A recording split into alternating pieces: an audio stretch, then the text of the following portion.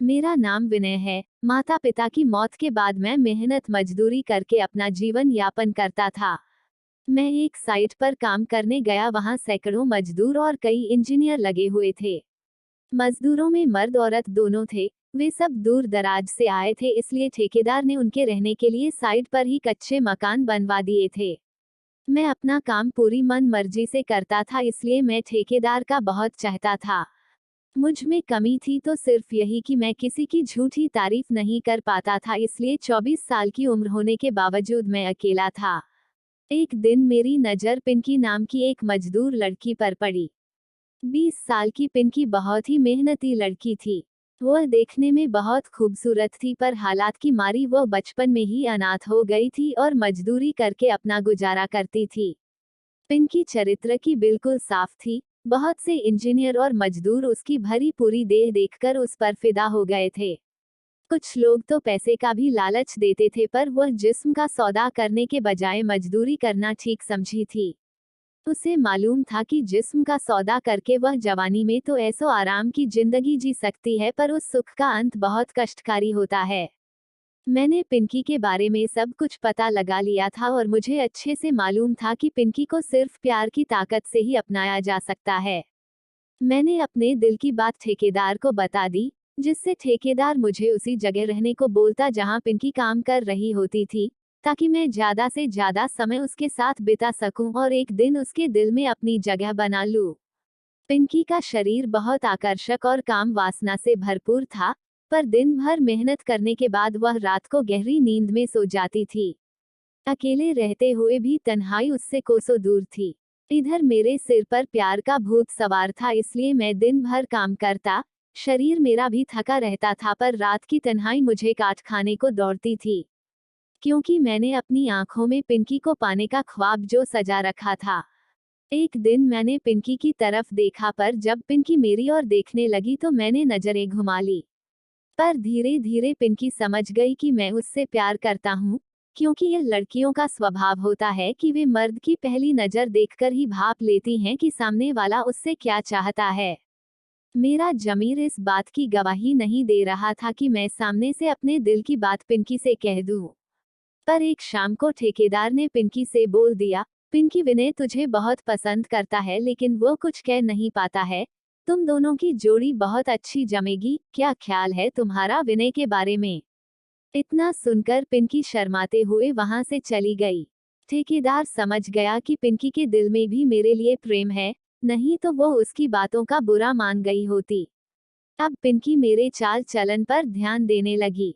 मैं सीधा साधा लड़का था, किसी और मजदूर औरत से किसी तरह का लगाव नहीं रखता था, इसलिए पिंकी मन ही मन मुझसे प्यार करने लगी। वह रोजाना सुबह उठकर नहा लेती और साफ सुथरे कपड़े पहनती। जिस दिन मुझको नहीं देखती तो बेचैन हो जाती। मुझको भी एहसास हो चुका था कि पिंकी के दिल में मेरी एंट्री हो चुकी है। अब मैं हर उस इंसान से झगड़ जाता था जो पिंकी के बारे में गलत बोलता था। मैं ठेकेदार का चाहता और विश्वास पात्र मजदूर था, इसलिए इंजीनियर और बाकी के मजदूर मेरा कुछ नहीं बिगाड़ पाते थे। एक दिन मैं फावड़े से मिट्टी खोद रहा था कि अचानक फावड़ा मेरे पैर में लग गया। चोट लगने से खून निकलने लगा। वहीं पर पिंकी काम कर रही थी, वो तुरंत कपड़े से घाव को बांधने लगी और रोने लगी। ध्यान कहाँ रहता है तुम्हारा, कितना खून निकल रहा है? यह सुनकर बाकी मजदूर हैरान रह गए कि मुझको चोट लगी है तो पिंकी इतना परेशान क्यों हो गई है। मेरी आंखें भर आई थी, हम दोनों सबके सामने एक दूसरे के गले लग गए। मुझसे लिपटकर पिंकी रो रो कर सुनाने लगी, वर्षों पहले मैंने अपनी माता पिता को खो दिया था। अब तुम मेरी जिंदगी में आए हो। अगर तुम्हें कुछ हो गया तो फिर मेरा जीने का कोई मकसद ही नहीं रहेगा। ठेकेदार ने उस शाम हम दोनों को अपने केबिन में बुलाया और बोला, तुम दोनों की शादी मैं करा दूंगा, फिलहाल एक साथ रहो। पिंकी की खुशी का ठिकाना ना रहा। उस रात मैं हिम्मत करके पिंकी के कमरे पर गया। पिंकी से जितना हो पाया था वह उतना सज संवर बैठी थी। मुझको अपने कमरे पर देखकर पिंकी शर्माते हुए बोली, रोटी सब्जी बनाई है, खा लो। मैं बोला, मुझे तुम्हारे प्यार की भूख है, मैं तुमसे प्यार करने आया हूँ। पिंकी शर्माते हुए बोली, मैं आपको अपना सब कुछ मानती हूँ, मेरे जिस्म के एक एक हिस्से पर सिर्फ तुम्हारा ही हक है। आप मुझे कभी छोड़कर मत जाना, नहीं तो मैं एक पल भी जिंदा नहीं रह पाऊंगी। मैं बोला, हम दोनों को अब सिर्फ मौत ही जुदा कर सकती है। इतना सुनकर पिंकी मुझसे लिपट गई।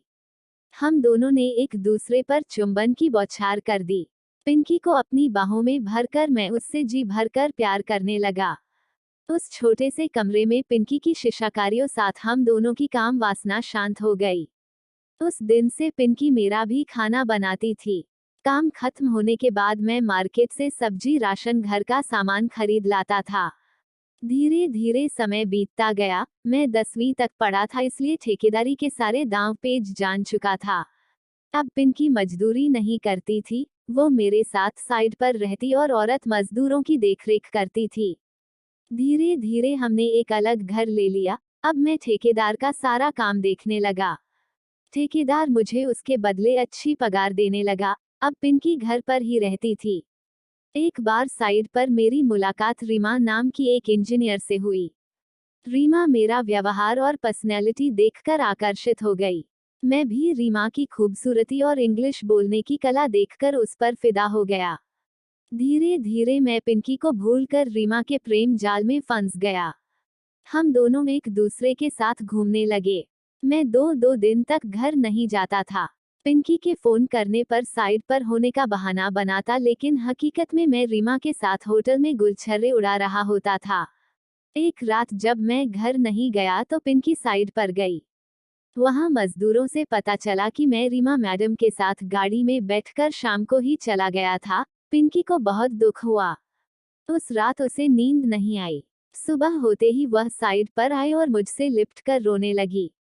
वह बोली, विनय, मेरे साथ ऐसा मत करो, तुम्हारे अलावा इस दुनिया में कोई नहीं है मेरा।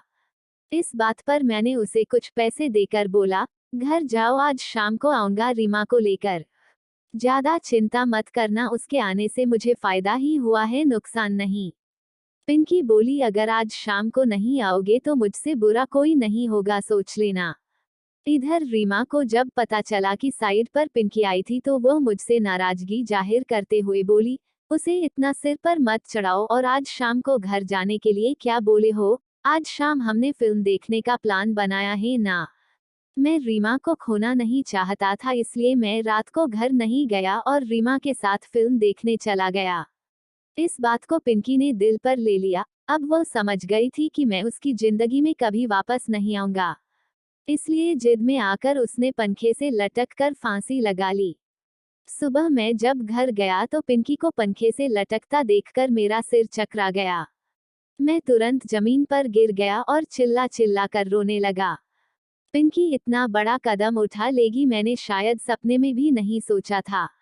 पिंकी सही बोलती थी कि मेरे बिना उसका इस दुनिया में कोई नहीं है, उसकी मौत का जिम्मेदार मैं था। झूठ प्यार के चक्कर में मैंने अपना सच्चा प्यार और बसा बसाया घर परिवार खो दिया था। तो दोस्तों, अगर आपको यह कहानी पसंद आई हो तो कमेंट कर जरूर बताइए।